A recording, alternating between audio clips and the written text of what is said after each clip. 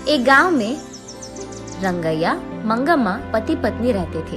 उनका एक सुंदर बेटी भी थी। 2 साल से सूखे के कारण कुएं के पानी सारे सूख जाते हैं और गर्मी की मौसम होने के कारण उसका खेत भी सूख जाता है। उसके सारे पैसे वो खेत में और खेती में गवा देने के कारण उदास होकर रंगैया मंगम्मा से ऐसे कहता है, मंगा, भगवान भला हमसे ऐसे क्यों खेल रहा है। गर्मी का मौसम आ गया, कुएं के अंदर पानी भी खत्म हो गया और खेत का हालत ऐसे है। सारे पैसे मक्के में डाल दिया मैंने। ऐसे वो निराश होता है। इतने में उसकी बेटी लक्ष्मी आकर पापा ऐसे कहते हुए हंसते हुए प्यारी सी नन्ही सी उसकी बेटी अपने पापा से गले लगाती है। अपनी प्यारी बेटी को देखते ही रंगैया के चेहरे पे मुस्कान आ जाती है। वो उसके सारे दुख भूल जाता है। रंगैया को अपनी बेटी से बढ़कर इस दुनिया में और कुछ नहीं है, लेकिन वो हर वक्त सोचते रहता है कि उसकी बेटी को वो भला ऊंची पढ़ाई कैसे करवाएगा। तब बेटी अपने पापा से, क्या हुआ पापा, आप ऐसे क्यों हो, ऐसे पूछती है। कुछ नहीं बेटा, हमारे खेत में उग रहे मक्के हमारे हाथ नहीं आएंगे, इसी का डर है। कुएं का पानी भी तो सूख गया। ऐसे कहते हुए वो खेत की ओर दुख से देखता है। तब उसकी बेटी लक्ष्मी, पापा हमें कुछ नहीं होगा, जो भी होगा अच्छा ही होगा, ऐसे वो अपनी प्यारी बातों से कहती है। कैसे बेटा, गर्मी का मौसम तांडव कर रहा है, बारिश के मौसम आने के लिए बहुत वक्त है, ऐसे कहते हुए दुखी होता है। एक बार अगर आप कुएं में झांक लोगे तो आपको पता चलेगा ना कि पानी है कि नहीं। ऐसे कहते हुए वो अपने पापा का हाथ पकड़कर उन्हें उस तरफ ले जाती है।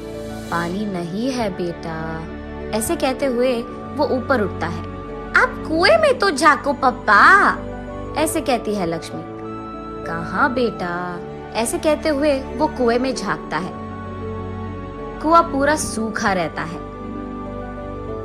ये लो पापा, ऐसे कहते हुए वो उसके ग्लास में मौजूद पानी को कुएं में डालती है।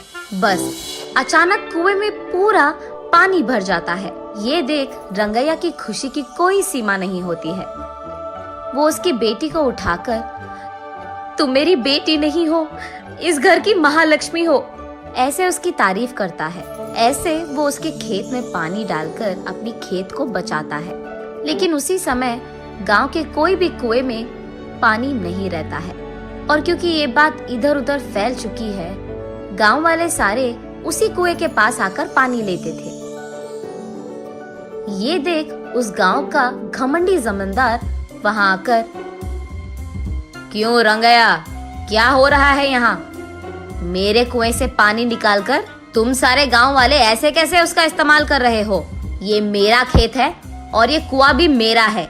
मैंने ये सोचकर दिया कि तुम गरीब हो, काम कर लोगे, लेकिन तुम यहाँ समाज सेवा कर रहे हो। ऐसे ही देखता रह जाऊंगा तो ये खेत भी तुम्हारा कह दोगे तुम। ऐसे गुस्से में उससे बात करता है। तब रंगैया, साहब मैं ऐसे थोड़ी करूंगा, हमारे पूर्वजों से यही हम काम कर रहे हैं। अब अगर आप ऐसे बात करोगे तो हमारा क्या हो जाएगा साहब? ऐसे कहते हुए वो उसके पैरों पे गिर जाता है।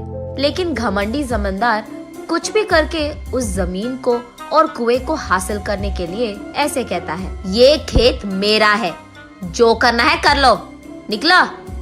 ऐसे कहकर वो रंगैया को नाइंसाफी से बाहर धकेलकर उस खेत के चारों ओर बाढ़ डाल देता है। उसके कुछ समय बाद गांव वाले सारे सूखे को भुगत रहे होते हैं। सारे कुएं सूख जाते हैं और सिर्फ रंगैया के कुएं में पानी रहने के कारण गांव वाले पीने के पानी के लिए जमींदार के पास जाकर ऐसे कहते हैं, साहब पीने के लिए पानी ना होने के कारण प्रजा मुश्किलों में है।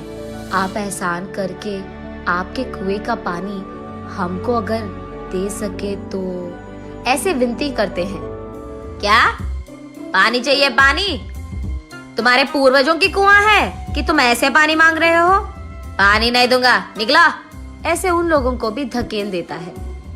एक घूंट पानी दिला दीजिए साहब, हम यहाँ मर रहे हैं, ऐसे कहते हुए प्रजा उनसे विनती करती है। तब जमींदार उनके मुसीबत का फायदा उठाता है। ठीक है, पानी दूंगा, लेकिन ऐसे ही नहीं। मटके का दाम 10 रुपए करके दो, तब दूंगा पानी। मंजूर है तो लो, वरना निकल जाओ। कुछ न कर पाने के कारण प्रजा चुपचाप उन्हें पैसे देकर पानी लेते हैं। घमंडी जमींदार जब पानी के लिए उसके मटके को कुएं के अंदर डालता है, अचानक एक ही झटके में सारा पानी सूख जाता है। तब जाकर जमींदार को अपनी गलती का एहसास होता है। रोते हुए रंगैया के पैर पकड़ता है और माफी मांगता है। कोई नहीं साहब, आपको आपकी गलती का एहसास हो गया है ना। तब जाकर वो रंगैया की बेटी की सहायता से जब मटके को कुएं के अंदर डालता है तो अचानक पानी पूरा भर जाता है कुएं में और सारी प्रजा इस घटना को देख बहुत खुश होती है। रंगैया उस पानी को सारे गांव वालों में बांटते हुए, खेती करते हुए खुशी से जीता है।